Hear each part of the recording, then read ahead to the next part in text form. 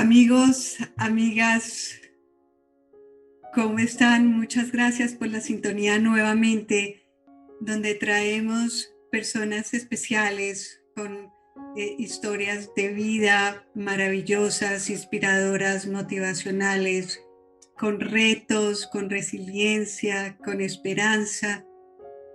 El día de hoy nuevamente con Peter Plandorfer, quien nos comparte esta historia maravillosa de su familia y en especial de su padre, cuando salen una trayectoria que sale desde una finca que tenía como nombre Yerjanos. Espero que la Perfecto, pronuncie bien, Peter. Bueno, perfecto. gracias.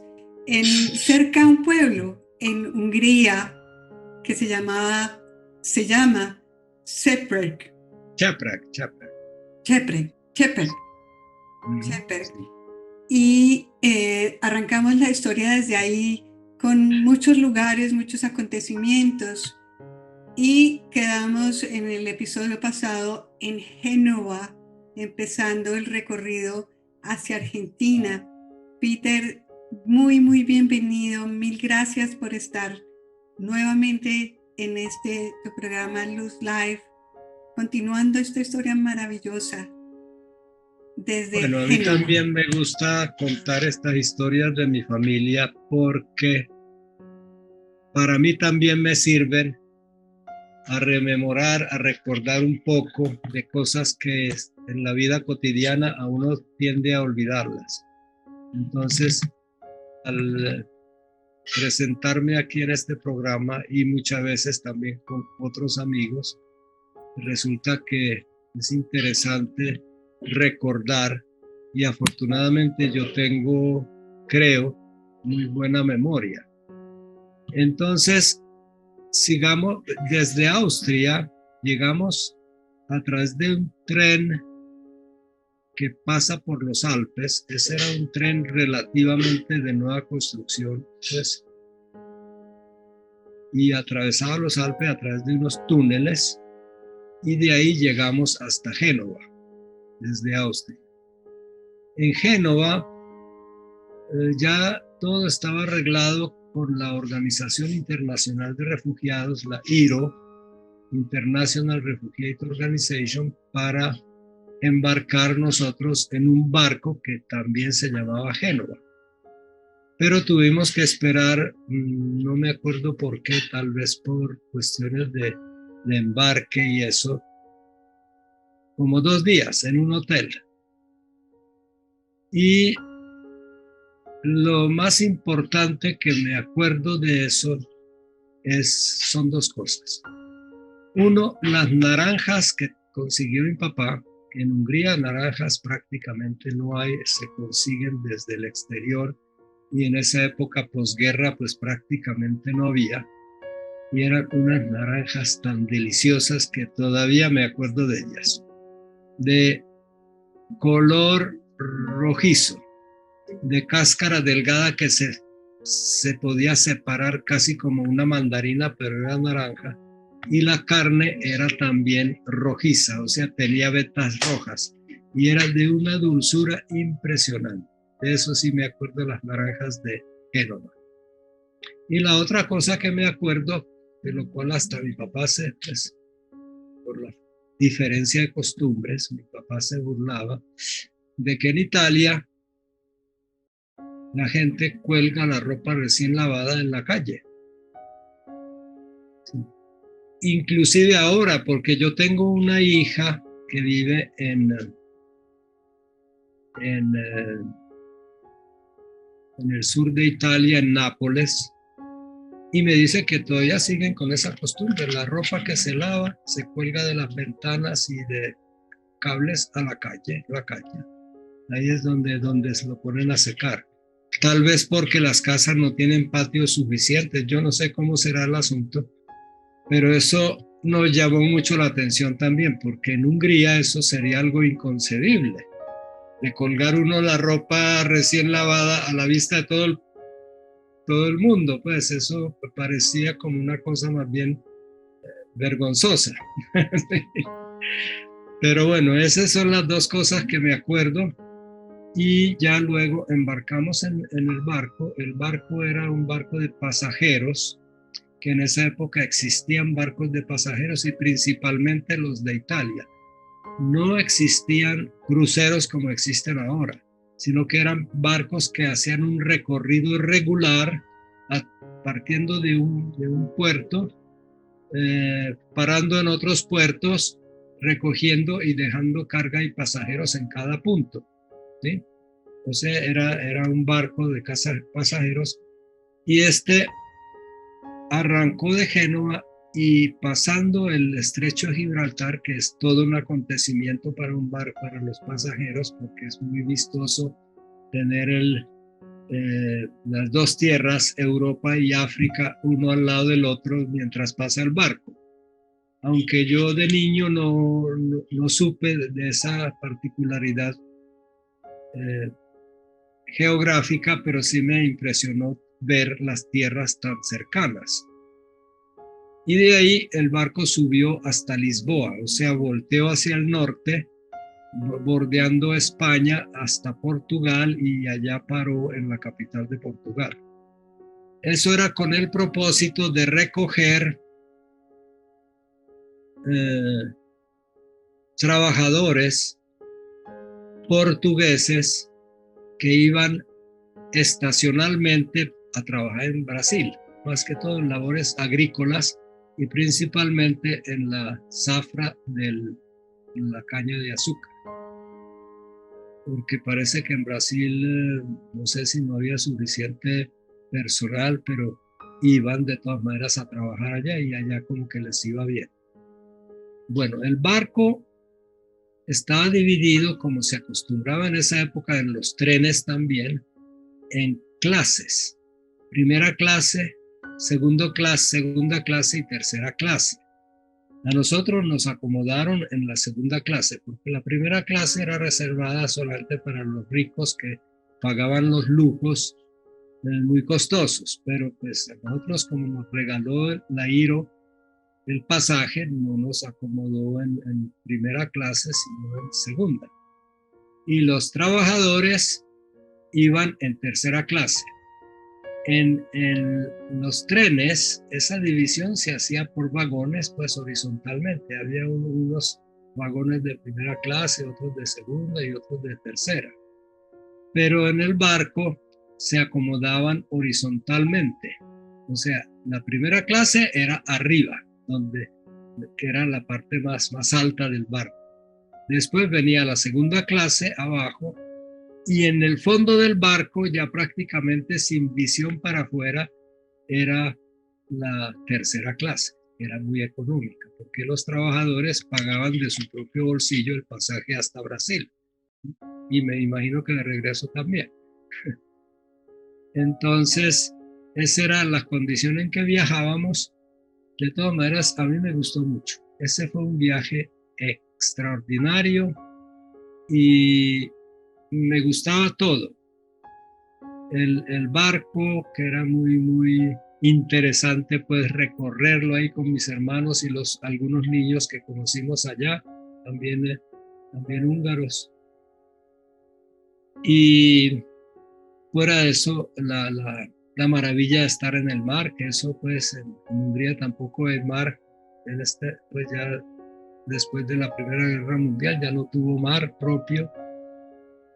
Entonces el viaje realmente fue muy bueno y me gustaba mucho también por otra cosa, que a mi papá y a mi madrastra, pues, pero nosotros decíamos mamá porque realmente nos cuidaba como si fuera una mamá. A ellas no les gustaba mucho la comida italiana. En cambio, a mí me encantó desde un principio y toda la vida me ha gustado la comida italiana. Ay, de acuerdo. Las pastas, las verduras, el pescado, todo lo que es buena cocina italiana me fascina. Delicioso. El queso parmesano, todo esto, es que eso es muy bueno. El aceite de oliva, es que en Hungría en esa época no se cocinaba con aceite, sino con grasa de cerdo. Entonces la textura y el gusto de las comidas era muy distinto. Aunque la cocina húngara es muy buena también y me gusta, pero a mí me gustó mucho la cocina del barco. Y era muy ceremonioso. De vez en cuando, no me acuerdo cada cuánto, porque el capitán se turnaba en las mesas de atención, iba a primera clase, ahí había 2 o 3 mesas, entonces iba a cada mesa, después bajaba eh, a la segunda clase y ahí también se sentaba en la mesa de nosotros. A veces, pues era como una cuestión muy ceremoniosa, ¿sí? Al estilo, pues, yo diría, del viejo mundo. No sé ahora cómo será con los cruceros, porque yo nunca he ido en un crucero moderno. Bueno, de, bueno, en Lisboa me pasó una cosa y es que me enfermé. Oh, Me dio fiebre y entonces no me dejaron bajar. mm, A pesar de que el resto de los pasajeros y mi familia también bajaron a Lisboa y dijeron que eso era muy bonito, me contaron que no sé qué, que tal cosa. A mí me tocó quedarme en la cabina solo. demasiado comida italiana. Sí, muchas ganas. Y yo no me sentía ni, pero como el termómetro decía que yo tenía fiebre, porque eso como que Ujú. chequeaban para evitar la transmisión de epidemias. Antes de bajar en un puerto, siempre chequean los pasajeros a ver si están sanos, ok. A mí me dio fiebre y no me dejaron bajar. Ay, ay, ay. De ahí de Lisboa ya bajó para el sur el barco hasta las Islas Canarias. Yo realmente no sé cuál fue el puerto, si fue en la capital o fue en algún puerto distinto. Creo que fue en la capital de las Islas Canarias para cargar un poco de bultos. Me decían que eso era lo que llamaban copra, o sea, el coco molido, y otros productos de África, que son muy típicos de allá, pero que venían en bultos. Y ahí es donde la primera vez en mi vida vi hombres negros. Y muy negros porque hacían un contraste, iban desnudos de la cintura para arriba, musculosos y cada uno con un bulto blanco arriba del hombro. Entonces ese negro resaltaba mucho. Y fuera esos sudorosos porque allá hace un calor tremendo.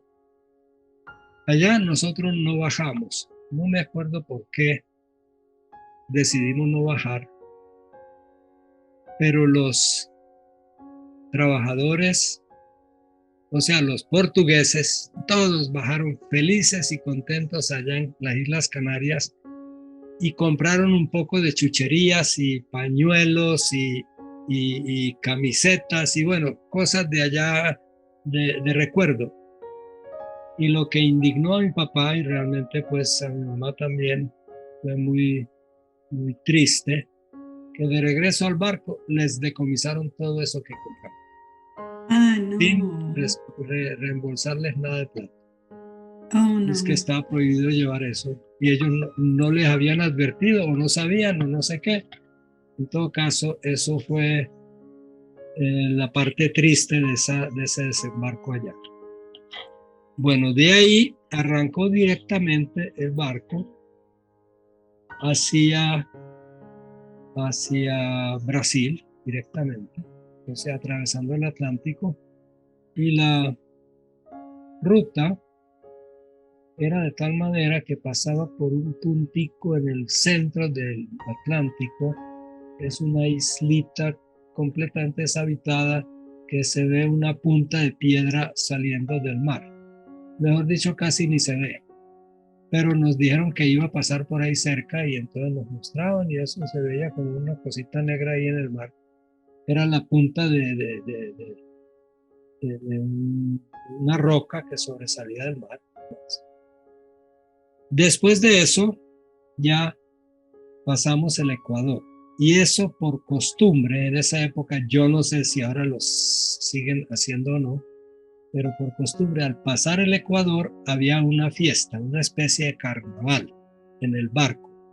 Y a todo el mundo, pues a los adultos, porque nosotros los niños nos regalaron confiticos y cosas esas, pero no participamos en la fiesta de los adultos, que era con comida y trago, y a todos los adultos, por pasar el Ecuador, los rebautizaban, Oh, cambiaban de nombre, ¿sí?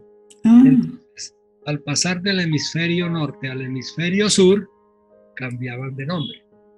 Entonces a todos le entregaban ¿cómo se llama? Un pasaporte, un certificado documento. como un sí, de que eh, eh, con su nuevo nombre, ¿cierto? Ujú. Todo el mundo, incluyendo los tripulantes también, y Ah, el capitán, como que cambiaban, todo el mundo cambiaba de nombre. Bueno, ese me acuerdo que era una fiesta muy buena para los adultos, nosotros también nos divertimos jugando y recibiendo regalitos y cosas. Ya del resto, no me acuerdo de más. El viaje duró por ahí unos 25 o 28 días. Exactamente cuánto fue la duración, pues yo no me acuerdo. Pues desde Génova ajá. hasta llegar a Río de Janeiro. Ese fue el primer punto de contacto con Sudamérica. O sea, llegó directamente hasta Río de Janeiro y allá sí nos dejaron bajar a todos. Y ahí también se desocupó prácticamente la tercera clase porque todos los trabajadores portugueses, Ah, como en claro. esa época esa era la capital, allá es donde se presentaban para que los repartan en las diferentes tareas. Entonces se desocupó la tercera clase y, y nos dejaron pasear por un día casi completo por la ciudad, muy bonito, pero no alcanzamos a subir hasta el Cristo del Corcovado. No me acuerdo por qué, creo que era porque eso tenía un costo, porque había que salir del centro y pagar transporte y todo, y nosotros íbamos muy pobres. Ok. Sí, no, realmente. Mi papá no tenía sino lo justo para alcanzar a empezar a vivir en la Argentina. De Río de Janeiro pasamos a Sao Paulo, ahí no nos dejaron bajar, se veía como una ciudad muy, pues realmente no veíamos la ciudad, se veía como una zona muy tropical, rodeado de vegetación. Ahí también desembarcaron un poco de cosas del barco, creo que de pronto algunos portugueses también, y de ahí ya directamente nos fuimos para Buenos Aires. En Buenos Aires, bueno, una cosa, en Sao Paulo sí cargaron una cosa para Argentina, banano. Oh, Banano, y nosotros tampoco conocíamos esa fruta. ah, Entonces, cuando dijeron que eso era banano, nosotros fuimos allá pues a mirar qué es eso, y al cargar los racimos con grúas, porque eso era en esa época, no se usaba contenedor, sino que cada cosa lo cargaban aparte, los bultos a la espalda o con una grúa, y el banano así en racimos también con grúa. Y ujú. caían algunos bananos al suelo, debajo de la grúa. Entonces nosotros recogimos y lo recogimos en la camisa. Ese día casualmente nos vieron de marineros y con unas camisas blancas, Oh, y llenamos eso de banano y fuimos todos contentos a mostrarles a papá y a mamá, y resulta que ese banano sí suelta un jugo que no se ve. Cuando uno lo recoge sí. eso no se ve, pero mancha la ropa horrible. Esa mancha no sale. Sí. Y unas manchas negras que ya ahí quedaron manchadas las Ah, no. camisas con ese jugo de banano. Entonces ya nosotros tampoco supimos cómo se come eso porque intentamos y eso no era banano verde. El banano hay que ponerlo a madurar. Eso era recogido verde de la mata, ¿cierto? Claro. Entonces Ay, mi papá dijo, de pronto se pone a madurar, y lo puso en el ojo de buey de la cabina para que recibiera aire, a ver si maduraba, pero de aquí a que llegamos a Buenos Aires no maduraron nada. ah, caray. Como que tiene un proceso, ¿cierto? Entonces los bananos nunca los pudimos comer ahí. Lo único que nos quedó fueron las camisas manchadas. Ay, También había una ceremonia al llegar allá a Buenos Aires, antes de desembarcar, había que echar algo al mar, alguna cosa personal de cada pasajero, había que echarlo al mar para los inmigrantes. Entonces, no sé si echaron las camisas manchadas o otra ropa, echaron algo de ropa al mar, ajá, que podía uno deshacerse de ellos. ya. Y en Buenos Aires ya desembarcamos y ahí cerquita del puerto, pues mi papá se encargó de esos trámites, nosotros esperamos muy poquito, allá ahí mismo nos recibieron y fuimos a un edificio que se llamaba el Hotel de Inmigrantes. Ese edificio ocupa toda una manzana cerca del puerto de Buenos Aires. Todavía existe. Mi hijo, que fue ahora en el 2012, me parece que fue, a Buenos Aires, ahí estaba el edificio, pero ya no funcionaba como hotel de inmigrantes, sino que lo tenían pensado o lo iban a convertir en un museo, porque realmente tiene una historia muy, ¿cómo llaman? Muy interesante, porque allá llegaban todos los europeos pobres que no tenían recursos. El Estado argentino daba alojamiento gratis, con comida y todo, durante 2 o 3 meses, no me acuerdo si son 2 o 3. Y las autoridades de esa, porque ahí tenían pues sus autoridades, el hotel, les conseguían trabajo. El que venía sin trabajo le conseguían trabajo. Y además daban inicios de enseñar el castellano, porque mucha gente llegaba hablando italiano, otros llegaban hablando alemán, inglés, etcétera. Nosotros llegamos hablando húngaro y ni idea. Claro. Entonces a mi papá le consiguieron un trabajo en el otro extremo del país, hacia el norte, a 1.200 kilómetros de Buenos Aires, en la provincia de Salta. Como él era agrónomo, le consiguieron un trabajo de administrar una finca, y eso también era un poco como de ayuda, porque resulta que era la finca de una pareja de húngaros vieja que había llegado allá hace como 30 años. Ellos tenían esa finquita, como que no tuvieron hijos porque no estaban sino ellos dos solos y ya les quedaba pesado la administración de la finca. Entonces allá es donde llegamos nosotros. ¿Y nos recuerdas por qué fue que fueron a dar allá a Buenos Aires? Porque Bueno, sí, de pronto me falta algunas cosas. Es que hay muchas cosas para contar. claro. A Buenos Aires fuimos a dar porque Dairo exigía, además de ciertos papeles y cosas, exigía que al país de destino, donde uno iba a ir, hubiera un conocido, alguna persona que lo conociera a uno, y no como un garante, pero sí como una referencia, digámoslo así, ¿cierto? Una referencia de que, sí, yo conozco a Andrés Flandorfer y es tal y tal buena persona, tiene tales y tales cualidades y tal profesión, o sea, una referencia. Y en Buenos Aires vivía esa familia que nos dio una referencia. Entonces, antes de subir a Salta, como nosotros tuvimos casi mes y medio, un poco más de un mes en el hotel, creo, pues no estoy muy seguro del tiempo porque eso era inmenso allá, tenía unos jardines muy buenos, nosotros jugábamos allá, afuera había un kiosco donde vendían confites. Ese fue nuestra primera choque con el idioma español, que allá no le dicen español sino castellano, porque vimos que allá vendían confites. Y en húngaro el confite que usted compra pues los caramelitos, los caramelos, le dicen azúcar, sencillamente, o sea, la misma palabra azúcar. Entonces le pedimos plata a mi papá porque averiguamos más o menos cuánto. Dijo, sí, vayan a comprar los confites.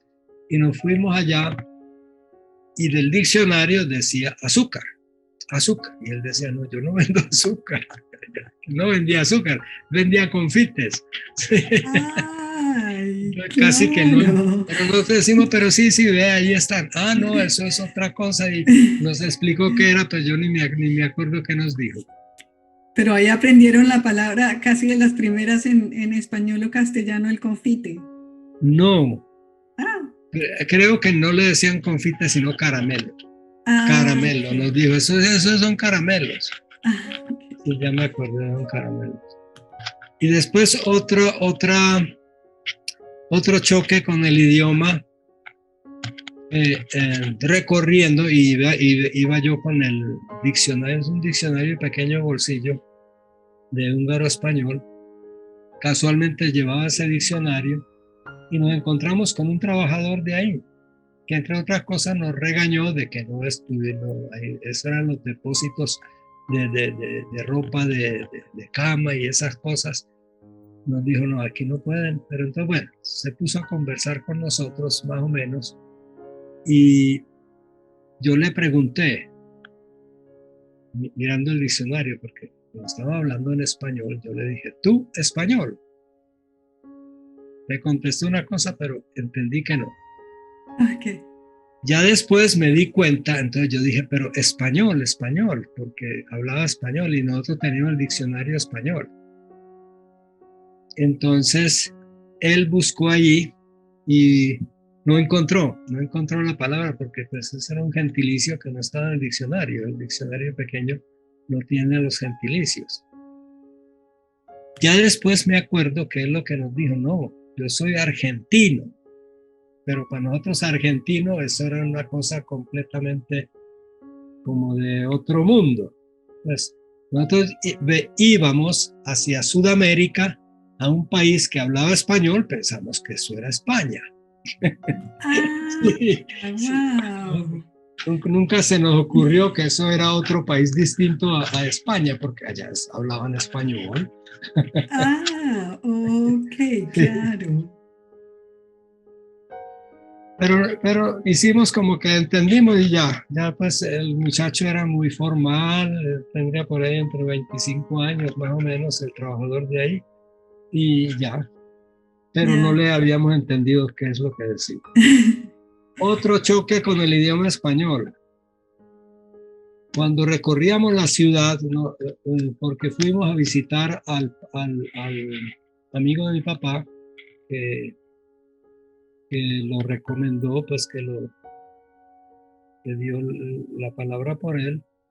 Entonces, eso había que ir un tramo en bus hasta una estación de ferrocarril, y en ferrocarril era un viaje de media hora dentro de la misma ciudad, o sea, uno sin salir, eso era inmenso, muy extendido Buenos Aires, ¿sí? Pero cuando íbamos en el bus, yo veía por todas partes letreros de lo que yo no sabía que eso existía siquiera, campaña política. ¿Sí? Yo no sabía que eso existía. Y en todas partes decía, Perón y Evita, Perón y Evita, Perón. ¿Qué será? ¿Qué es lo que está diciendo ahí?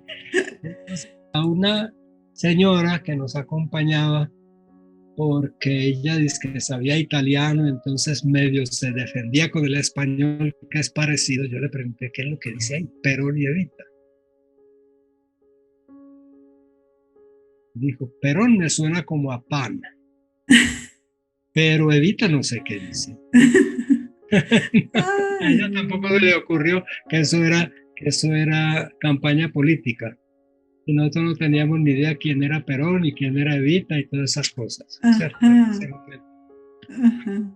Entonces ya esa fue, digamos, la experiencia. Nosotros fuimos hasta el barrio donde vivía este señor.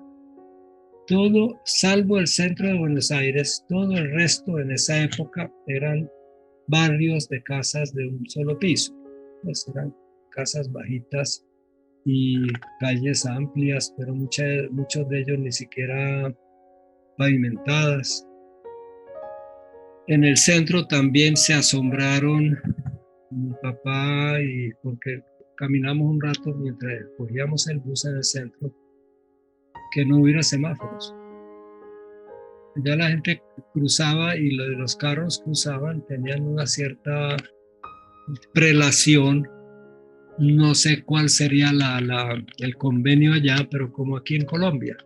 Aquí en Colombia las carreras tienen prelación sobre las calles, por lo menos en Medellín. Yo no sé si en Villavicencio también. Entonces el que viene por la carrera puede pasar y el que viene por la calle tiene que esperar a ver si no viene nadie por ahí, ¿sí? Y los peatones se atraviesan cuando pueden. Sí, sí. No había semáforos de peatonales ni de ninguna clase. ¿Sí? Eso también les llamó mucho la atención, porque en Europa ya en esa época ya se utilizaban semáforos en las grandes ciudades. Y Buenos Aires definitivamente era una ciudad muy grande, aún en esa época.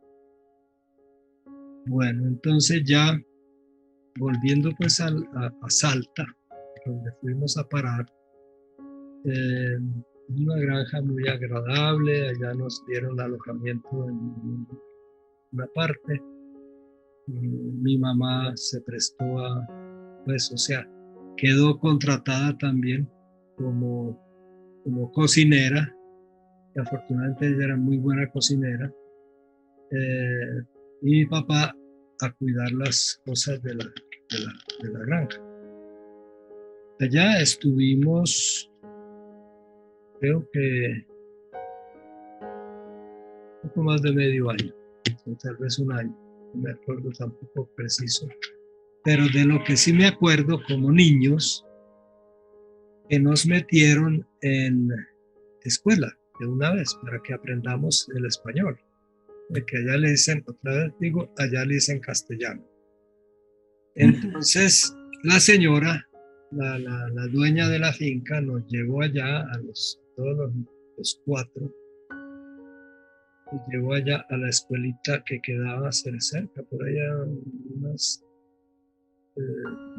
medio kilómetro, pero no por calle, sino eso era carretera, porque era rural. Ahí de la finca salía uno por una carreterita y llegaba a la escuela que quedaba a orilla de la carretera. Y resulta que esa escuela era una escuela rural tan pequeña que solamente tenía 2 maestras y dos aulas, digámoslo así, 2 clases. Resulta que en Argentina en esa época la primaria, porque esa era una escuela de primaria nomás, ahí no había cosas de secundario o de bachillerato, de primaria se dividía en 7 clases, pues normalmente. Había primero inferior y primero superior. El primero inferior equivalía a lo que ahora llaman kinder, ¿cierto? Pero allá le decían primero inferior, primero superior y segundo, tercero, cuarto, quinto y sexto. O sea, 6 más el primero inferior son 7 clases, ¿cierto? Entonces, esa escuela dividió los primeros hasta el tercero en un aula bajo una sola maestra, porque pues en esa época se llamaban maestras, yo creo que ahora también, y en el otro aula iban los de cuarto, quinto y sexto, los más grandecitos. Nosotros como no sabíamos el idioma y apenas estábamos en el límite pues de eso, no estaba muy claro las edades. Por ejemplo, con nosotros había estudiantes de más edad que nosotros en la primera clase. Entonces nos metieron en esa clase y la profesora pregaba a enseñarnos, nos llamaba, nos decía tal cosa. Yo no sé cómo, pero en menos de 3 meses, por ahí a los 2 meses yo ya hablaba el español. con los compañeros, aunque tenía mis fallas, ¿sí? Ah, pero wow, 3 meses, corto tiempo para aprender un Yo me idioma. acuerdo que la primera discusión que tuve, porque yo ya dizque ya sabía y conjugaba los verbos y todo eso, entonces a un compañero, yo no me acuerdo sobre qué hablábamos y yo le dije, yo sabo eso, porque era el verbo saber, ¿cierto? Yo lo conjugué como yo Sí. sabo y me dijo, no, eso es yo sé, no así. Entonces yo no le quise creer, no, yo no te creo. No, venga, venga, vamos a hablar con la profesora. Y entonces la profesora me explicó que sí, que había verbos irregulares. Ah, Y aunque yo no me acordaba ya de la gramática húngara, pero ya después me di cuenta que en Hungría también hay verbos irregulares, igual que en español. ajá. Los tiempos de pronto son parecidos, de pronto el español es más rico en tiempos y en cosas que el húngaro, pero de todas maneras hay verbos muy irregulares, ¿sí? Como el verbo ser y estar, que en húngaro es un solo verbo. Bueno, de todas maneras, ahí aprendimos así a los golpes el húngaro, el español, y de ahí ya mi papá consiguió un principio de negocio en la ciudad de Salta, que era la capital de la provincia de Salta. Nosotros estábamos en una región rural que no quedaba ni muy lejos, creo que quedaba por allá 1 hora de la capital, pero a través de conocidos y con un matrimonio húngaro judío, eran judíos porque mi papá dijo que eran judíos y realmente después me di cuenta que sí, por un detalle, pero era un matrimonio que ellos son muy negociantes. Entonces invitaron a mi papá a un negocio de crianza de pollos. Alquilaron un galpón, llenaron eso de pollitos y nos fuimos a vivir allá. Abandonamos ya la finca esa donde estuvimos al principio y nunca más supimos de eso, nunca más volvimos allá. Pero allá, en el tiempo que estuvimos, yo creo que fue algo así como casi un año. Aprendí yo ya el español más o menos y mis hermanos también. O sea, ya nos defendíamos inclusive mejor que mi papá, que le costaba ciertas cosas, entonces nos consultaba. Pero ya nos defendíamos. Allá en Salta, yo no me acuerdo, no, también, ahí nos metieron en un colegio ya con clases separadas, o sea, ya me separaron de mis hermanos, a mí me pusieron en cuarto, porque se suponía que yo en Hungría iba en cuarto, y ahí más o menos me defendía yo pues con los compañeros. Allá no estuvimos sino un medio año, porque no sé por qué el negocio de los pollos como que no dio resultado. Ah, no. Y mi papá consiguió otro negocio en la ciudad de Jujuy, que quedaba más al norte que Salta, y ahí también primero se puso a criar y a incubar pollos, o sea, allá había unas incubadoras, ¿cómo llaman? Unas incubadoras eh, pues, artificiales, o sea, ponían los huevos, dentro de eso eran unos muebles grandes como unos armarios y ahí incubaban los huevos, ¿sí?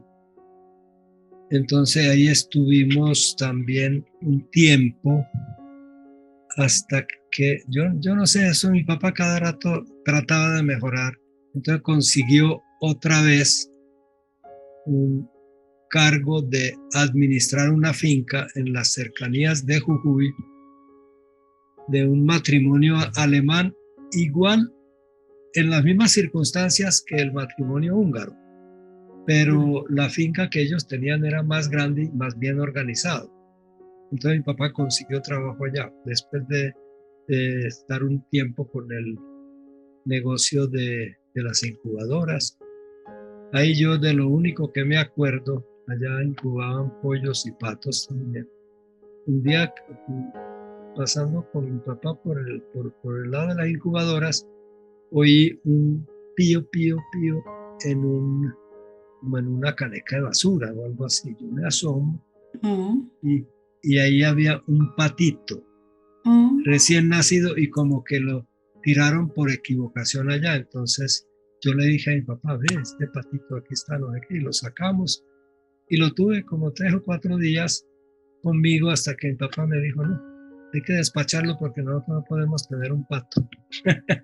Y lo oh, despacharon con el resto de los patitos, que eso se vendía así recién nacidos a los criaderos, ya a las granjas, ¿cierto?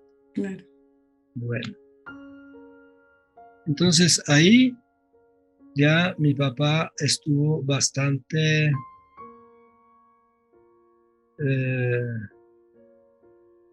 estable en esa finca de los alemanes. Él hablaba muy bien el alemán, entonces congenió por ellos. Ese era un,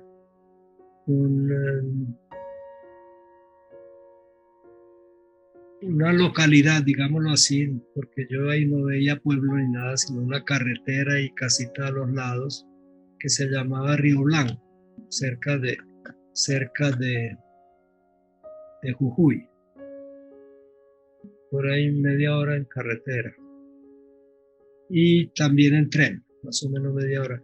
Cerca de la granja donde nosotros nos hicimos al principio, eh, había una estación de ferrocarril que era la estación de Río Blanco, que lo llamaban, y ahí cerquita, esa estación era solita, hay una estación, un edificio solamente para la estación de ferrocarril, ahí no había pueblo, pero cerca de esa estación había un santuario de la Virgen que se llamaba la Virgen de Río Blanco, y eso únicamente una vez al año, cuando se cumplía la festividad de esa Virgen. Creo que no me acuerdo exactamente la fecha. En todo caso, había una fecha en la cual se cumplía la festividad de esa Virgen y eso se llenaba, pero impresionante, de peregrinos. Pero venían peregrinos de toda Argentina, del sur de la Argentina, de Chile, de Bolivia, de Paraguay. Eso se juntaba un gentío, no sé cuántos serían, pues yo calculo que podían ser, qué sé yo, varios miles de personas. Ajá. Y ellos venían preparados ya para eso, porque por ahí no había hoteles. De pronto había alojamientos más precarios en las casas de ciertos vecinos, o tenían que alojarse en la ciudad y subir desde ahí, no sé cómo hacían. Pero ahí muchos sencillamente armaban su carpa Ah, alrededor del santuario y ahí estaban durante creo que como una semana que duraba esa peregrinación, la Virgen de Río ajá, Blanco. ajá, Y ahí también mi papá siempre trataba pues él era muy diplomático en el sentido de saber con quién relacionarse. ¿Cómo se puede llamar eso? Yo le digo diplomático. Entonces, en toda parte donde él iba, primero hablaba con el cura y con el alcalde. ajá, Sí, siempre se presentaba, decía quién era, que venía con tales y tales propósitos, iba a hacer tal cosa, o sea, exponía todo lo que él pensaba hacer con el alcalde y con el cura. Entonces el cura, una vez que él lo invitó, bueno, ¿cómo es la cosa? En Río Blanco, después de esa peregrinación tan inmensa, el santuario quedaba abandonado y cada 2 meses o cada mes, exactamente qué frecuencia, iba un cura a dar una misa allá, pero ya eran pues muy poquitos los vecinos de la región que se arrimaban, ya era muy poquita gente. Entonces, en una de esas ocasiones, el cura fue a nuestra casa, allá a la finca de los alemanes, y Mi papá me presentó, dijo que yo era un niño muy inteligente, que no sé qué, ta. Y el cura me preguntó que si quería ser monaguillo en la próxima misa. Pues mi papá respondiendo por mí, porque a mí me dio como susto. Yo no sabía bien qué es lo que habría que hacer ahí, pero mi papá dijo, claro, él sí, no es sino que le diga las instrucciones.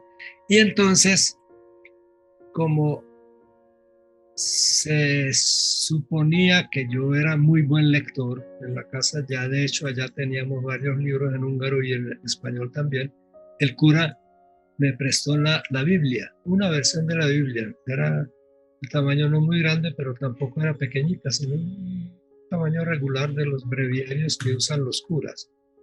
Me prestó y entonces me dijo, bueno, léete estas partes de Jesús, que no qué tal cosa, bueno. Y me lo dejó. Entonces, claro, a mí me gustaba mucho leer. Entonces empecé a leer las partes que él me explicó, después seguí hojeando el resto de la Biblia y me encontré con la historia del Génesis al principio, porque pues uno abre y ahí encuentra, y eso me fascinó la historia, y de ahí seguí leyendo ya todo lo que le pasó a Moisés, los reyes, toda esa cosa. Y yo ahí es donde empecé ya a dudar, aunque todavía no muy conscientemente, pero yo decía, pero es que esto es palabra de Dios. ¿Cómo es esto? Si estos son historias común y corrientes de personas, con la salvedad del Génesis, del resto eran todas guerras, peleas, reconvenciones de Jehová que los regañaba porque no obedecían. O sea, eran historias humanas. Yo decía, pero esto sí es lo que llaman la palabra de Dios. Ya me quedó la duda, ¿sí? Y resulta que yo nunca serví de monaguillo porque, yo no sé, el cura como que aparecía de vez en cuando, creo que cada 2 meses iba allá y entonces iba de afán, no sé qué, entonces él nunca me pidió eso. Y al poco tiempo, como a las 2 o 3 idas, me pidió de regreso la Biblia, me pidió que la devolviera. Yo le dije que parecía muy interesante, que todo eso, que siempre leí bastante. Me preguntó sobre cosas que había leído y sí, más o menos yo me acordaba, entonces sí, estuvo satisfecho, pero se llevó la Biblia. Pues era de él, no, yo se la devolví, era prestado. Y al poco tiempo me metieron a estudiar no, por alguna razón no pudimos seguir viviendo ahí con los alemanes. Creo que era por la cuestión de la escuela. Yo me acuerdo que estuvimos allá en Río Blanco 1 año estudiando en la escuela y a mí hasta me enseñaron a bailar la samba, los bailes típicos de Argentina y todo eso. Pero después, yo no sé por qué, nos bajamos a la ciudad, a Jujuy. Y allá alquilamos una casa a orillas de Jujuy. Es una ciudad donde corren 2 ríos. Están en el centro de 2 ríos, que el uno lo llaman el río Chico y el otro lado hay un río más grande que lo llaman el río Grande, así de sencillo. Entonces nosotros, pues mi papá alquiló una casa casi a la orilla, en la calle que pasaba cerca del río Chico, pero ahí había un muro que defendía, pues, o sea, de la casa había que bajar por unas escalas hasta llegar al río. Era bastante limpio, porque era de la primera parte que llegaba de las montañas, era bastante limpio. En cambio, el río Grande era muy torrentoso. En época de lluvia eso arrancaba una creciente tremenda con barro y todo. Y después de que pasaba la creciente, eso quedaba un playón grandísimo, lleno de guijarros. Y por ahí un hilito de agua que iba por ahí. Y nosotros nunca nos fuimos a a divertirnos al Río Grande, porque decían que era peligroso. En cambio, sí bajábamos y nos bañábamos en el Río Chico, que era más calmadito. Bueno, allá en esa casa vivimos casi 2 años. Allá me metieron otra vez en cuarto de primaria en un colegio de curas de la Congregación del Verbo Divino, se llamaba, y ellos regentaban un colegio que se llamaba el Colegio El Salvador. ¿Por qué? Porque la ciudad se llamaba San Salvador de Jujuy. Ese era el nombre completo. Y el colegio, que era el más grande allá de esa escuela, de esa ciudad, se llamaba el Colegio El Salvador, que tenía desde primaria hasta completar el bachillerato, todo completo. Y muy bien regentado por esos curas del Verbo Divino. Bueno, ahí... No, aquí ya vas como en 4 colegios. ¿Qué? Ahí ya vas como en 5 colegios. No, tanto no. Bueno, o sea, en Austria sí. En Austria estuve en un colegio húngaro. Sí, y aquí llegaste y vas... este es como en Argentina. En Argentina, el primer escuela, la escuelita esa rural de 2 aulas nomás, y los muchachos, algunos venían hasta a caballo desde fincas lejanas a estudiar, pero ese era una escuelita. Después en Salta estuvimos en un colegio también grande, pero de ese no me acuerdo muy bien porque fue corto el tiempo. Creo que más o menos como medio año, y después ya nos fuimos para Jujuy. Y en Jujuy, primero, sí, entonces ya van 2 en Salta. En Jujuy primero en la escuelita de Río Blanco, en primaria. Yo me acuerdo que ahí también ya perfeccioné el español, ya hablaba bastante bien. Y de ahí ya nos bajamos a la ciudad de Jujuy. O sea, ya sería el cuarto. Exacto. Y ahí nos metí. ¿Y tú ahí y no sentías como tristeza o qué sentías tú de estar como de un lado a otro? Pues a mí todo eso me parecía muy interesante. Yo nunca sentí como una nostalgia. Sí, yo sentía como nostalgia, pero por cuestiones más de patriotismo que de ambiente. O sea, yo en el ambiente me acomodaba muy bien. Ajá. Y entonces yo me sentía bien. Los hermanos míos también los metieron en el Colegio El Salvador, pero que era solamente varones, y mi hermana en un colegio de monjas, pero no me acuerdo en cuál. Pues yo me acuerdo que algunas veces íbamos por ella o a preguntar, y me acuerdo de ese saludo tan particular de las monjas que siempre decía Ave María Purísima, y contestaban sin pecado concebida. Ese era el saludo de las monjas. Y así había que saludarlas. Claro, claro. Sin pecado concebido. Pero muy poquito. Y yo realmente no sé exactamente qué colegio era el de las niñas. En esa época la educación separaba varones y mujeres.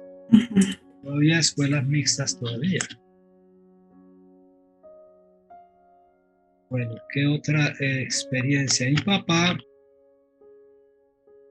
ya se hizo conocer con las personas, porque como te digo, él era muy diplomático en las relaciones, y le ofrecieron un puesto muy bueno. Yo no me acuerdo de qué, pero era un puesto gubernamental, y él lo rechazó porque había una pequeña condición: que se afiliara al partido justicialista, que era el de Perón.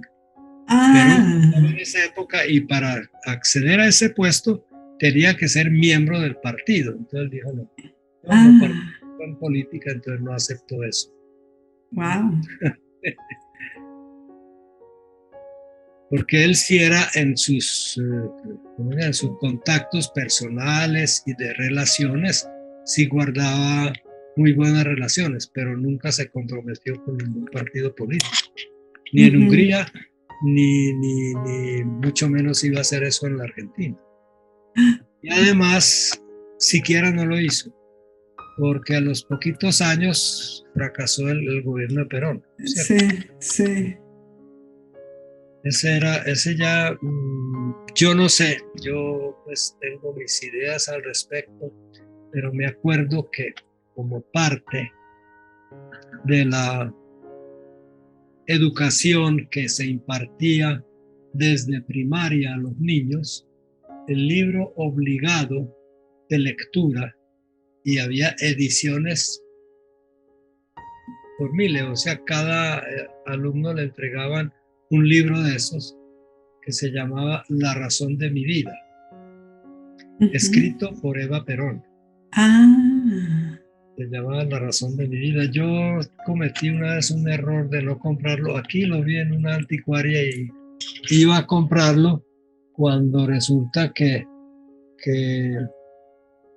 cuando ya lo fui a buscar, ya lo habían ah, metido. oh, no, no. Ah, ok. La razón de mi vida contaba la historia del peronismo desde el punto de vista de Eva Perón y cómo conoció a Perón, cómo se enamoraron, cómo ella lo liberó de la prisión militar en que lo habían metido antes de subir al gobierno. O sea, era una historia muy fascinante, pero contada desde un punto de vista de Evita y al nivel de un niño, o sea, era una fábula, ¿cierto? Claro, ah, Muy ok. interesante. Pues esas fueron unas vidas muy, muy interesantes. Sí, sí. Y casi se perpetuó en el poder. Bueno, te cuento algo, eso era tan arraigado en el pueblo argentino que allá en esa casa de ese italiano que nos alquiló la casa, conseguimos, pues mi mamá consiguió una muchacha de servicio, que era una adolescente de unos 14, 15 años más o menos. Y ella también nos practicaba el español, ¿cierto? Ajá. Entonces, en una de esas conversaciones nos preguntó, ¿y ustedes de qué religión son? Pues nosotros dijimos, nosotros somos católicos. En Hungría casi todo el mundo es católico, aunque hay también reformados. Entonces le preguntamos, ¿y tú eres católico? Y ella dijo, yo no soy católico. ¿Cómo así que no? Entonces, ¿qué eres? Yo soy peronista. Ah, wow. Así nos contestó. Oh, Yo soy wow. peronista. Y allá, en cada casa, por lo regular, pues digo yo, en cada casa del pueblo, había una especie de altar con la imagen de Evita y un ¿cómo se llama? Cirio, un cirio, un velón para, para rendirle homenaje. Inclusive Pues antes de que se muriera, y cuando se murió sí que es cierto, me imagino, porque ella claro, murió al poco tiempo de cáncer. de cáncer. Y, pero entonces, mira qué interesante todo cómo se va dando. Y tu papá rechaza siendo Ah, sí, fiel a sus valores, a sus sí, sí. principios, a sus creencias, cosa no tan fácil, pero siempre siendo, sí, siendo fiel a sus valores y de todas Y maneras. inclusive hay una cuestión de que él de por sí simpatizaba con el gobierno de Perón, porque es el Ah, que nos dejó llegar allá y todas esas claro. cosas, pero políticamente no se quiso comprometer, dijo, no, yo toda la vida he sido apolítico, no me voy a meter en un partido que ni siquiera conozco. Claro, Y claro. en esa época ya estaban empezando a infiltrar al movimiento de Perón, que se llamaba el justicialismo, ya lo estaban infiltrando elementos izquierdistas muy radicales. Y él también se dio cuenta de eso. Un día volvió a casa indignado. Me decía, ¿cómo es posible que aquí permiten el Partido Comunista? Porque nosotros éramos muy enemigos del comunismo. Así que permiten el partido. Y en la Argentina se permitía el Partido Comunista. Existía un Partido Comunista. Bueno, eso fue una observación que nos dijo, todos indignados. Pero ¿cómo es posible que permitan una cosa de esa? No saben el peligro al que se exponen. Bueno, en todo caso, eso fue la parte política.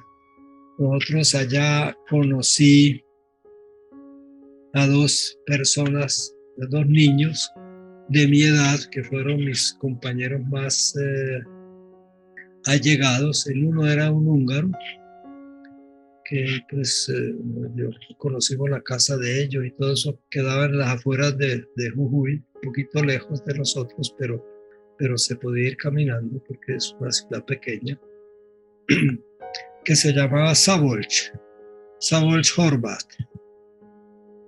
Pero el papá se llamaba Caro, que significa Carlos. Y él, no sé por qué, el muchacho este de mi edad, le da pena decir que era húngaro. Y en todas partes se presentaba como Carlos y hablaba en español. Él hablaba inclusive mejor español que yo porque había llegado unos años antes. ¿Sí? Pero nos hicimos muy amigos y una de las cosas que coincidimos es que a ambos nos gustaba muchísimo leer. También nos gustaba la música. En esa época la música pues se oía a través de radio. Claro. Y de pronto se conseguían algunos disquitos si uno tenía plata para eso, discos, ¿cierto? Entonces nos hicimos muy buenos amigos. Y la otra persona resulta que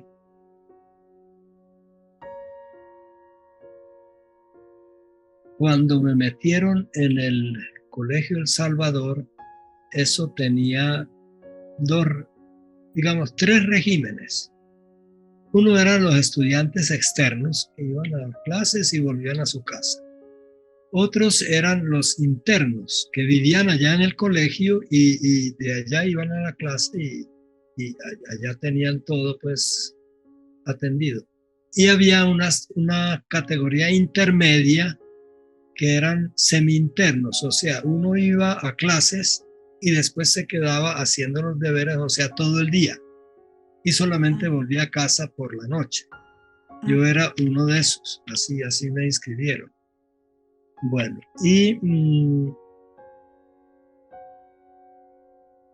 mi papá y mi mamá en ese momento todavía estaban en Río Blanco. Me inscribieron en ese colegio, pero estaban en Río Blanco. Y allá exigían que hubiera un adulto en la ciudad responsable del niño. O sea, como eso le decían un tutor. Pues yo creo que eso era un tutor. Y mi papá conoció allá un alemán y él fue el tutor mío. Él hablaba alemán y español. ¿Sí? Hablaba el español bastante bien. Llevaba ya algunos años allá. Y tenía un hijo que tenía un mes de diferencia en edad conmigo. Entonces también me hice muy amigo de ese muchacho que también hablaba muy bien el castellano, como le dicen allá. Sí. Y esos eran los dos amigos con los cuales yo andaba, pero curiosamente nunca interactué con los dos al tiempo. En las clases, porque el muchacho húngaro también estudiaba en el Colegio El Salvador en la misma clase que yo, al mismo nivel. En cambio, el muchacho Ingo estudiaba en otro, Ingo se llamaba el alemán, estudiaba en otro colegio, entonces a él lo veía más que todos los fines de semana cuando salía y a veces en semana también. Allá pues tengo muchas anécdotas de niños, de cosas que compartimos y todo eso. Creo que ellos se conocieron los dos, pero nunca fueron como muy, muy amigos. En cambio, yo era amigo de los dos. Bueno, entonces ya de ahí,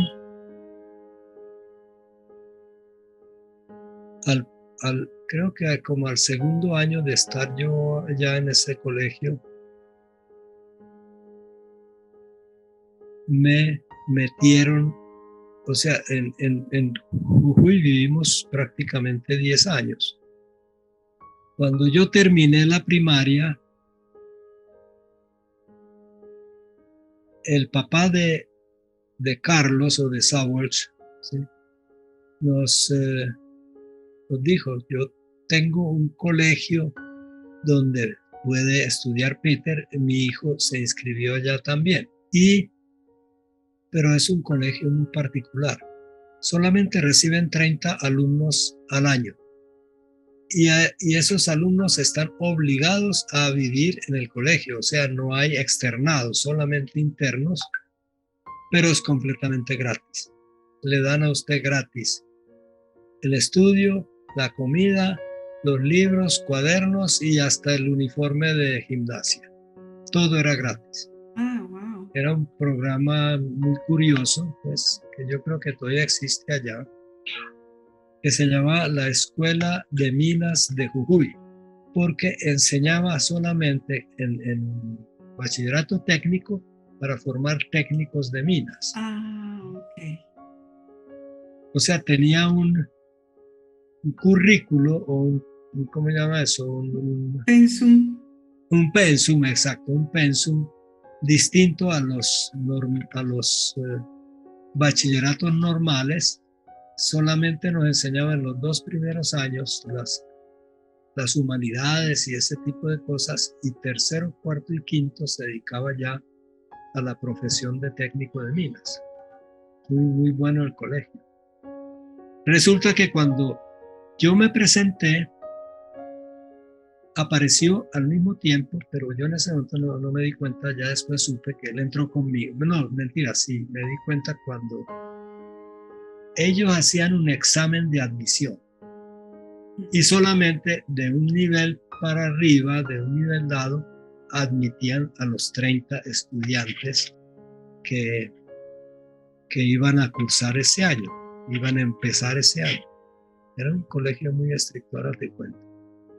Entonces, cuando yo me presenté para el examen, me presenté junto con un muchacho aparentemente argentino y que se llamaba Juan Rosco.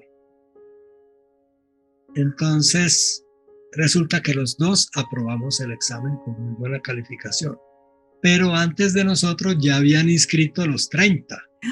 Oh. Pero como en los cursos anteriores, o sea, eso era una carrera de 5 años, hasta el quinto, iban puliendo, pues iban desechando los alumnos malos. Ajá. Habían quedado muchas vacantes, nos aceptaron a los dos, o sea, ese año entramos 32 estudiantes. Y terminamos solamente yo, el húngaro, el Sabolch, cuyo papá nos recomendó el colegio, y el otro muchacho que hizo el examen conmigo, Juan Rosco. 3 alumnos terminamos, todos los demás fueron descartados porque allá había unas cosas muy estrictas. Si usted quedaba con baja calificación 2 periodos seguidos en 2 materias, para afuera, y ya podía repetir el año entrante, sí, volver pues a empezar, ¿cierto? Pero no más. Y por conducta también tenían un sistema de amonestaciones que si se llegaba a un límite, para afuera, y ese sí no lo volvieron a recibir nunca más. Wow. Esa era la escuela de minas de Jujuy. Entonces, ya después me di cuenta, porque yo pues fui muy amigo de este Juan Rosco, me di cuenta de que él era boliviano. había nacido en Bolivia, pero cuando una revolución izquierdista que hubo allá, se refugiaron muchos bolivianos en el norte de la Argentina, y él también, y además con la mamá que era mamá soltera, porque resulta que el papá era un ruso que se llamaba Roscov, y que después de embarazar a la señora esta boliviana, se perdió. O sea, el muchacho era medio boliviano, medio ruso, pero el papá dejó a la mamá abandonada. Pero muy, muy, muy inteligente el muchacho, muy buenos amigos fuimos y todas esas cosas. Bueno, él también era una escuela con un poco con un presupuesto muy estrecho. O sea, nos daban todo. El alojamiento quedaba en una casa inmensa en una parte de la ciudad. Y de ahí a 3 cuadras quedaba otra casa inmensa donde estaban las aulas. Entonces todas las mañanas nos levantaban, nos teníamos que asear y en fila íbamos marchando hasta llegar a la otra sede, la sede de las clases. Y cuando terminaban la clase, otra vez bien formaditos, nos devolvían a donde quedaban los dormitorios y el comedor. Una de las cosas que nosotros hicimos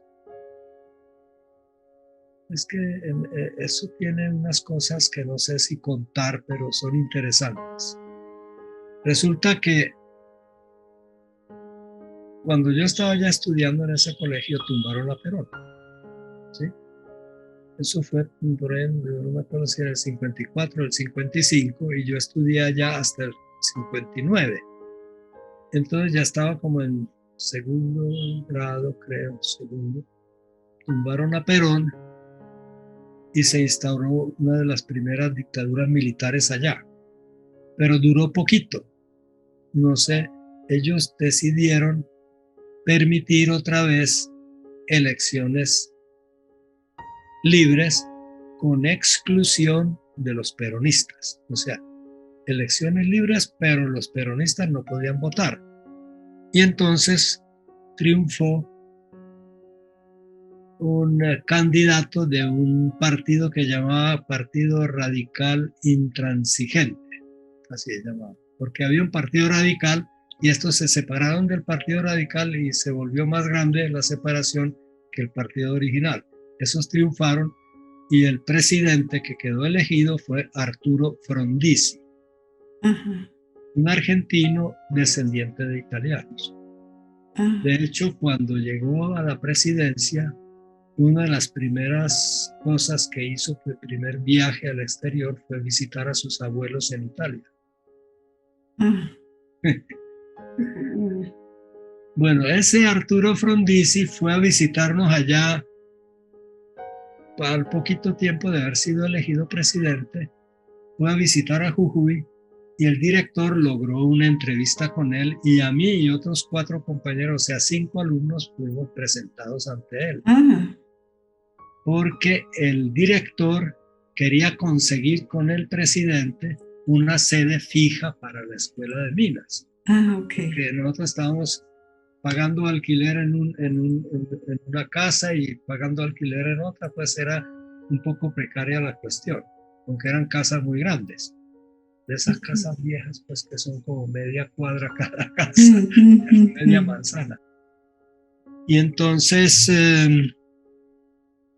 nos presentaron con Frondizi, muy amable, pues un caballero ahí como uno lo puede imaginar. Nos dio la mano a todos los 5 y consiguió el director, que se llama Raúl Berlingeri, también de ascendencia italiana, allá hay mucho italiano.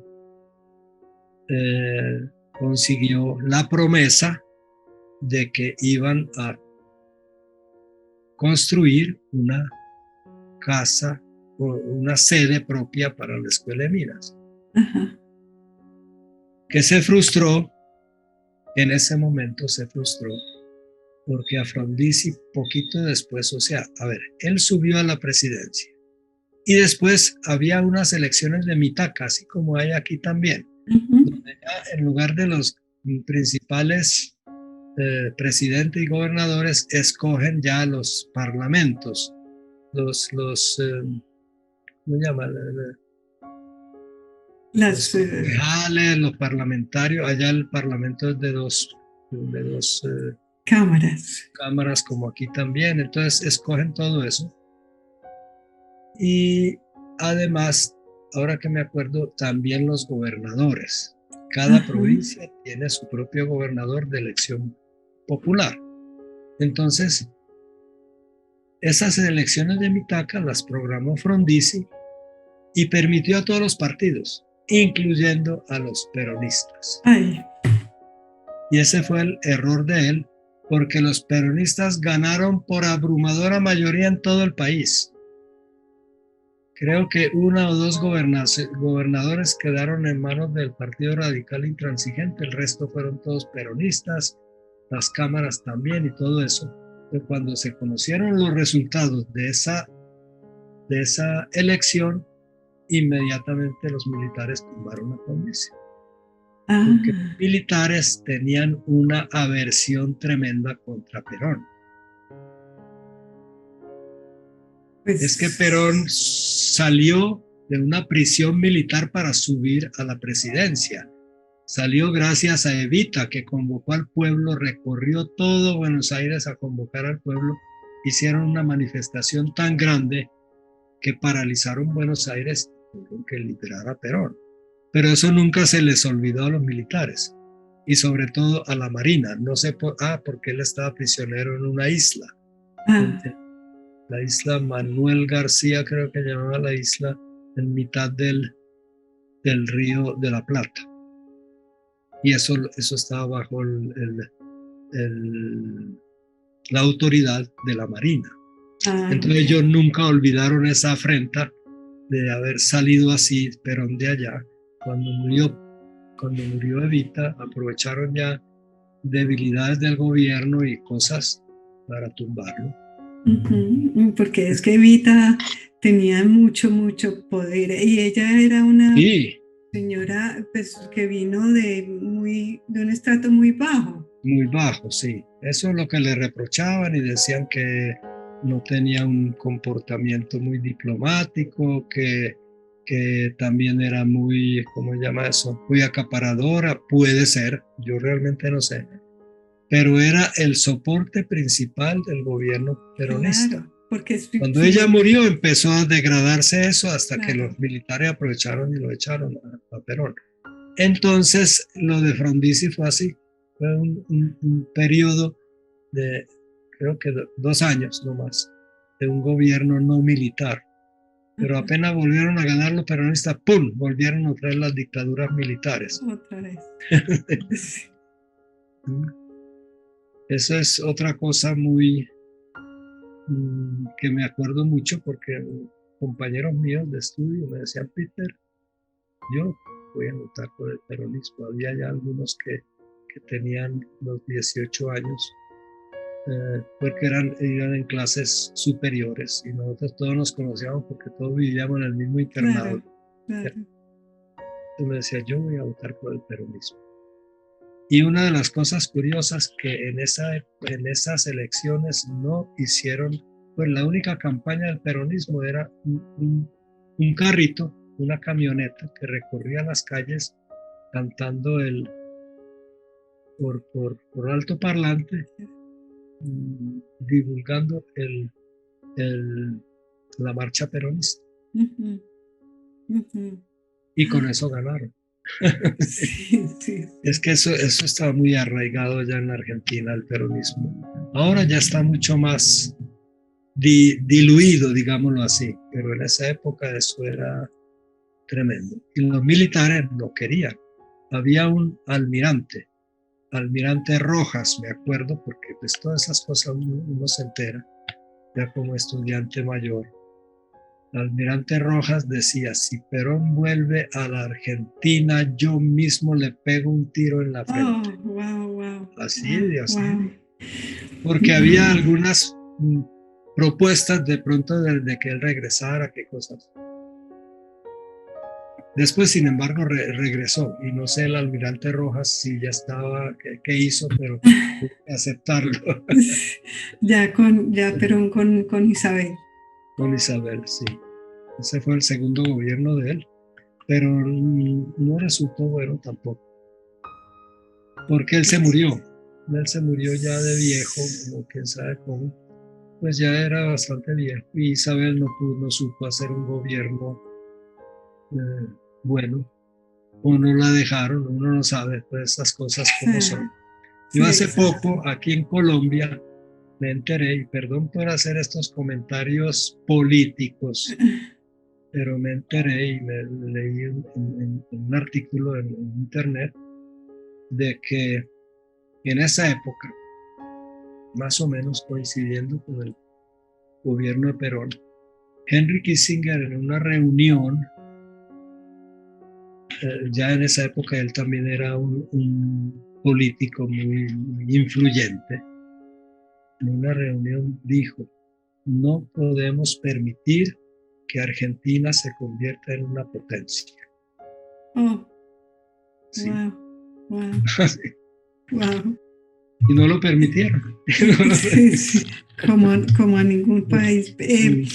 Pero bueno, volviendo entonces a la historia. A la historia, sí. Entonces, Ya de ahí, mientras yo todavía estaba en el colegio, mi papá consiguió otro trabajo ya en otra parte del país, en la provincia de Salta, pero a orillas, digámoslo así, llegando a lo que llaman allá el Chaco.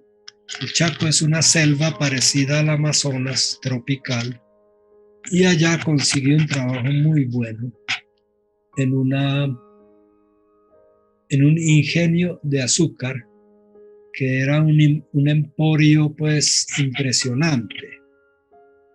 Resulta que a los dueños de ese ingenio de azúcar, que llamaba el ingenio San Martín del Tabacal, tenían como apellido Patrón Costas, porque el antepasado de ellos a principios del siglo XX se presentó allá como un comerciante y